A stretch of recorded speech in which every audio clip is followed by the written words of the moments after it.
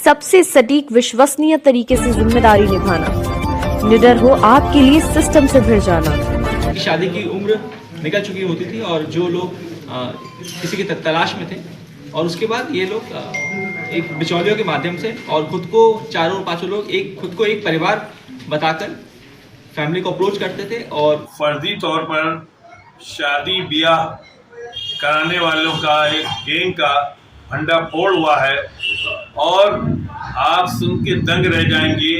ये गैंग पूरे उत्तर प्रदेश में फैला हुआ है और इस गैंग में करीब करीब 6-7 लोग शामिल हैं और ये गैंग इस तरह से काम करता था कि लोग दंग रह जाते थे।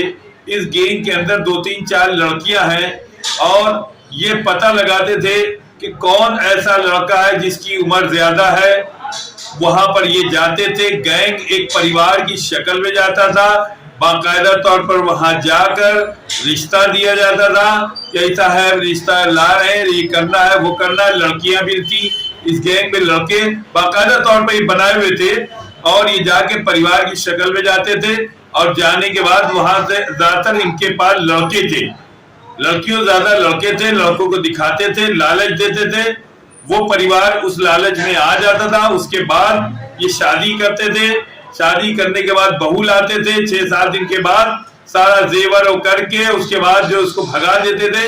इस तरह के कई मामले सामने आए हैं और जिस तरह से ये गैंग था, ये नोएडा का मामला है और गाजियाबाद, नोएडा, ये और दूसरी जगह लखनऊ और कई जगह ये फैला हुआ है। कानपुर में भी फैला हुआ है, ये मुरादाबाद में भी फैला हुआ है, ये इलाहाबाद में भी फैला हुआ है, कई जगह इसके अपनी शाखें हैं। ये बहुत बड़ा गैंग ये काम करता था, शादी के नाम पर लूट इस गैंग का है। बाकायदा तौर पर यहाँ जो है पुलिस ने जो है वो 4 लोगों को गिरफ्तार किया है, उसमें महिला गैंग है उसको भी किया है और इनसे पूछताछ की जा रही है कि आखिर इसमें कौन लोग शामिल हैं, क्योंकि जिनकी उम्रें ज्यादा हो जाती थी ये उन पर डोरे डालते थे और उनको लालच देते थे। लालच दे के लड़की और लड़का दोनों का इनके पास सिस्टम रहता था और बस इनका काम ये था कि पैसे उतारना और लाखों रुपए ले लेते थे और उसको धमकी देते थे, लड़की है तो मुकदमा लगा देंगे, ये करेंगे वो करेंगे, इस तरह करके झांसा देते थे। आज यहाँ पर इसका खुलासा हुआ है, बाकायदा तौर पर यहाँ पुलिस अधिकारियों ने जो है कमिश्नरेट में, गाजियाबाद कमिश्नरेट में इसका खुलासा किया है और ये सहार टुडे आपको दिखा रहा है। आप देख के दंग रह जाएंगे कि किस तरह से यहाँ पर जो है ये गैंग काम कर रहा था। आप सभी से निवेदन है, सहार टुडे चैनल को लाइक करें, सब्सक्राइब करें और यूट्यूब के मैसेज बॉक्स से जाके कमेंट जरूर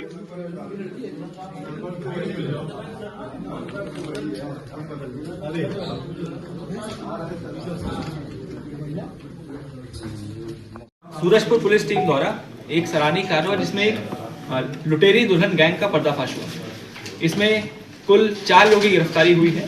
यह लोग ऐसे लोगों को तलाश करते थे जिनकी शादी की उम्र निकल चुकी होती थी और जो लोग किसी की तलाश में थे और उसके बाद ये लोग एक बिचौलियों के माध्यम से और खुद को चारों पांचों लोग खुद को एक परिवार बताकर फैमिली को अप्रोच करते थे और शादी कराते थे। शादी कराने के बाद जो 7वें दिन विदाई की रस्म होती है, जब उसमें बहू जो थी मायके आती थी तो वो सारा जेवर जो शादी में उसको मिलता था वो ले जाती थी और उसके बाद वापस नहीं आती थी। ये लोग ऐसे काम करके कई बार एक ही महिलाओं की शादी कराते थे और एक महिला हम लोगों ने अरेस्ट भी की है। बाकी लोग उसके रिश्तेदार, उसके जान पहचान वाले बनते थे ताकि जो फैमिली शादी कर रही है उसको ये शक ना हो कि ये कोई फर्जी गैंग काम कर रही है। इनके पास से काफ़ी लंबा चौड़ा इनका आपराधिक इतिहास भी मिला है। 2015 से ये लोग इस काम को कर रहे हैं। इनके खिलाफ हमको बुलंदशहर में, अलीगढ़ में मुकदमे भी मिले हैं और अभी नोएडा में कुछ समय पहले एक लड़की की गुमशुदगी लिखी गई थी। बाद में जब हमें पता लगा तो वो लड़की पीड़ित थी और उस लड़की ने बताया कि उसके साथ भी इन लोगों ने इस लुटेरी गैंग ने उसे किसी शादी में उसे गैंग में शामिल करने का झांसा दिया था और उसको भी एक परिवार की दुल्हन बनाने का ये लोग झांसा दे रहे थे। और जब उसको ये पूरी गैंग के बारे में मालूम चला तो उसने पुलिस को सूचना दी और उसके करीब पे मुकदमा लिखा गया और 4 लोगों की गिरफ्तारी सुनिश्चित की गई है। इसमें गैंग का मुखिया, इसका नाम प्रदीप है और इसमें जो गैंग के अन्य मेंबर है उनका नाम प्रदीप, आमिर, संतोष, मालती है। इसमें एक गैंग मेंबर है जो फरार है, जल्दी उसकी गिरफ्तारी भी सुनिश्चित की जाएगी। ये पता चला सर कितने लोगों के साथ अब तक ऐसा कर चुके अब तक ये लोग काफी लोगों के साथ कर चुके हैं। इनका आपराधिक इतिहास करीब 4 से 5 लोगों का, हमको इसका आपराधिक इतिहास भी इनका अलग अलग जनपदों में मिला है।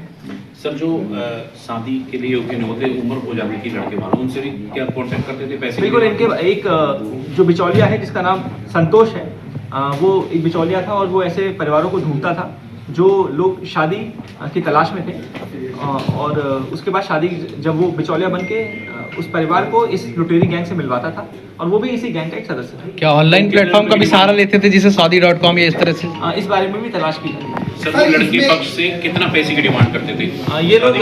ये लोग शादी कराने के लिए 50,000 से लेकर 1 लाख रुपए पहले बिचौलिया खुद देता था, और उसके बाद शादी में जो भी गहने मिलते थे और जो भी पैसे मिलते थे बहू को, विदाई की रस्म वाले दिन 7वें दिन वह आ जाती थी, वापस इन लोगों के पास आ जाती थी, और वो इन सारे गहनों को और सारे पैसों को अपने पास रखते थे। सर इस गैंग में 2 महिलाएं, एक अभी फरार है, एक पकड़ी है, तो दोनों का क्या क्या रोल था? एक जो महिला है जो पकड़ी गई वो आमतौर पे लड़की की मौसी बन जाती थी, और दूसरी जो महिला है जो अभी फरार चल रही है वो कई बार खुद बहू बन जाती थी या कई बार अन्य रिश्तेदार बन जाती थी। ठीक सर। ये सर आपस में इनका क्या रिलेशन?